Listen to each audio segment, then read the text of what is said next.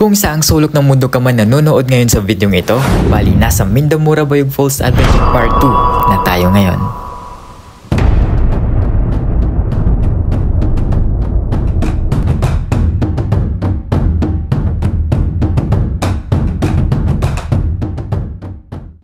Marami akong hindi na ipaliwanag at naibigay ng mga impormasyon patungkol sa Mindamura Bayog Falls, kaya dito ko na lang sa part 2 ipapaliwanag lahat. Mindamura Bayog Falls, o mas kilala din siyang Limonsudan Falls, ay matatagpuan at the boundary of Talakag, Bukidnon, and Iligan City in Lanao del Norte. Ang waterfall na ito ay may dalawang layer. Ito ay tinatawag na Tier 1 at saka Tier 2.